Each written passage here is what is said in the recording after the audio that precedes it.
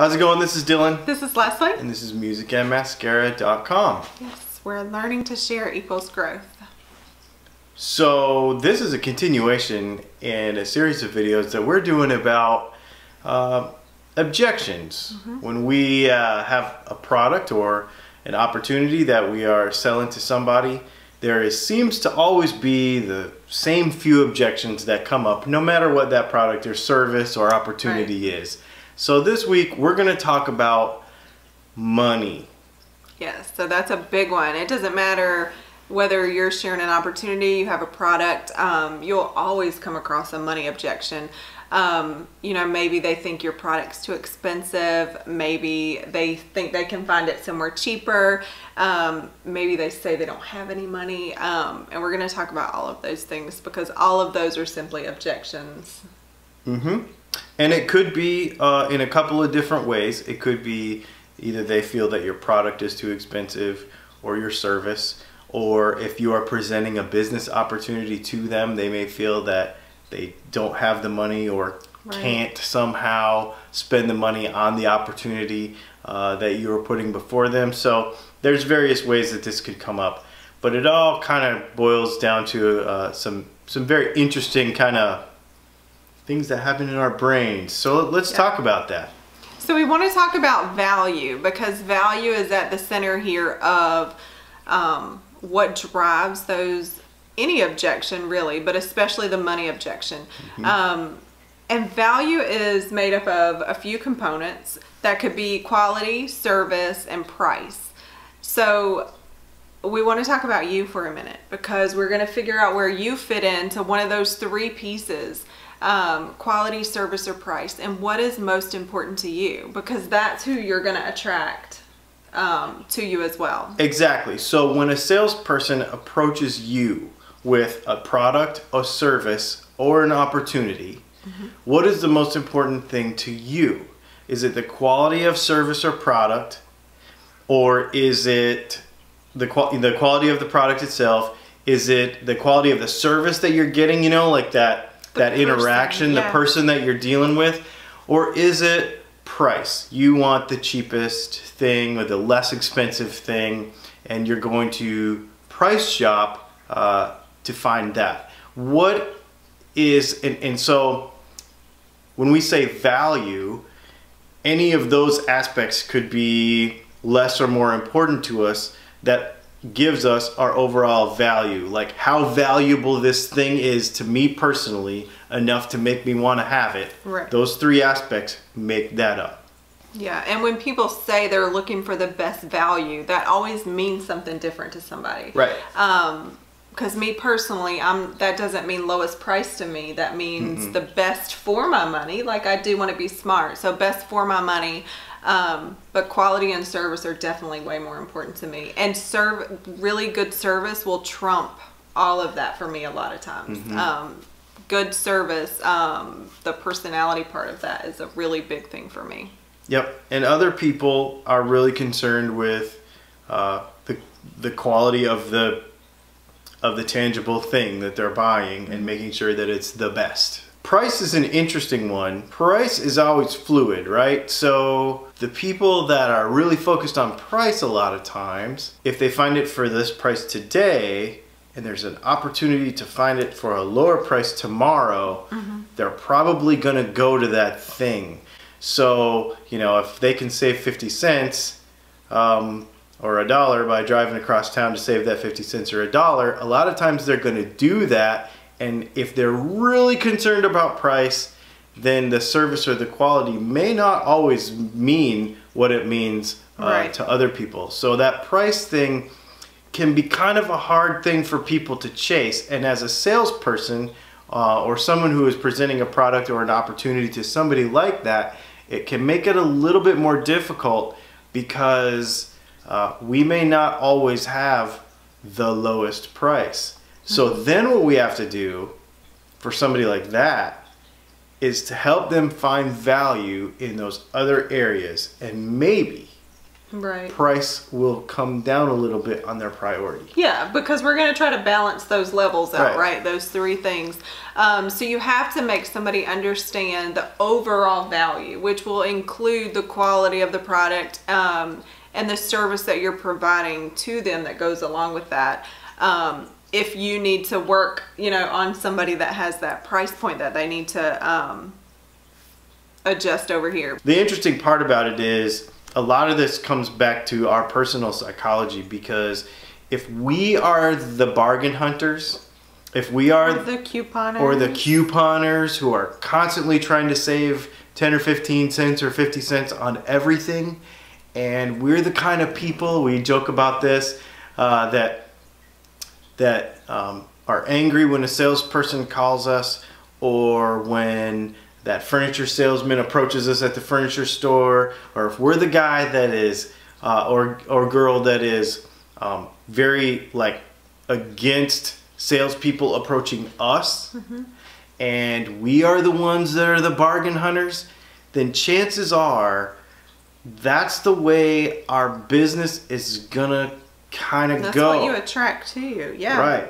Just because someone does not buy from us based on price is not always a bad thing, and seldom is a bad thing. It's possible, like we discussed earlier, how price shoppers are always shopping and they're always looking for the lowest price. Chances are they tend to be and can be the highest maintenance customers and clients as well, because they're always kind of searching.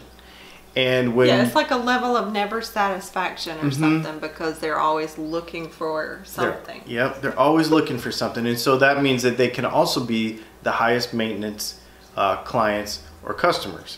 And so if you constantly find yourself in that price battle, and you constantly find yourself with these very high maintenance customers, and you constantly find yourself in this circle of that, and you constantly find yourself having people say no because they can't afford it, or because they're not satisfied somehow, then chances are changing the audience a little bit is going to help you more than anything.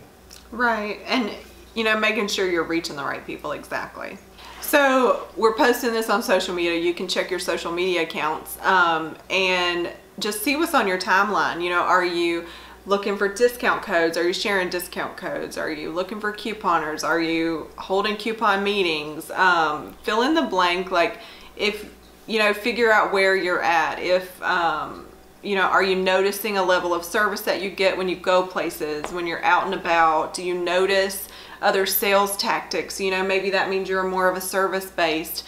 But if a good product that has lasting results and that kind of thing, the overall actual quality of something is something that's important to you. Just be able to identify yourself in one of those three brackets, even figure out what order maybe those three things are to you, to see who you're attracting as your customer base as well. Yep, that's super powerful stuff, because that's what's going to drive you in your business every day. Conversely, if you are kind of on your social media constantly sharing things that are of value to you, even if they're not anything to do with your business, that this new thing I bought today that has nothing to do with my business, I got a new office chair, or bought a new printer, or the coffee or the restaurant that I ate at last night. If you're sharing things of value to yourself with others that have nothing to do with your business, and you are recommending other people's products, all that sort of thing, supporting other small businesses in your area or even online, those types of things customers also catch on to. They are watching that stuff, and that is a level of influence in itself that has nothing to do with your actual product, but it shows your client what kind of a person you are, and if they identify with that, then the cost may not even matter, because they see what kind of person you are.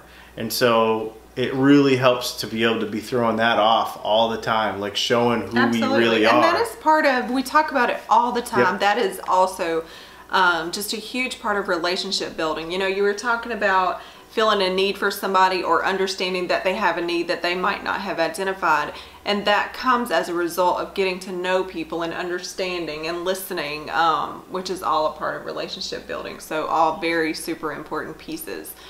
One other thing I want to talk about, we are talking about more product based, but I want to talk just a second because we do have a big audience that is more, you know, how does this relate to like a recruiting perspective and money objections? So again, you'll hit money objections from a recruiting perspective if you're in any kind of network marketing. And again, that's a need versus want thing. But the most important thing is you need to make sure they understand it is a business opportunity. If they're business savvy and they know anything about purchasing a franchise or starting a business up from scratch, I mean, the money that would be involved in that is crazy compared to getting involved in some kind of direct selling or network marketing company. And that if you ever perceive it or share it like it's a job, you'll come across an additional objection that people are like, why would I pay to have a job? Because you've perceived it like work at home. And it's not a work at home job. That's a whole different ball game. It truly is a business ownership, entrepreneurial, you know, direct selling opportunity. So make sure you're sharing that correctly. But if you ever come across that, that's a funny objection to me is I'm not going to pay to have a job because college educated people pay for all of their jobs. You know, so if they're working a traditional company 9-to-5 kind of job, they've probably paid for that job. Absolutely, far more than you would pay in most network marketing. Network marketing. Even if you were building a franchise or doing a startup, you know, it's just kind of funny. That's a funny objection to me, just to share with you there at the end. Yeah. So think about this stuff. Go back to your quality versus service versus price. Think about where you fit into those three things and the priorities to you.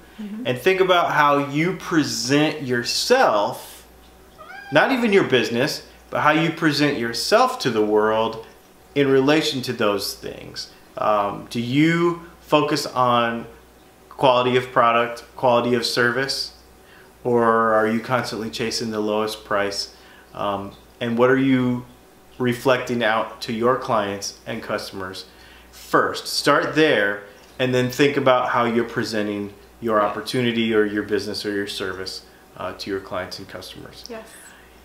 If you have any questions or want to know anything else about what we're talking about, or you have any suggestions for content, please let us know at Music and Mascara on Facebook and on YouTube and at musicandmascara.com, all over the place. My name is Dylan. I'm Leslie. And this is musicandmascara.com.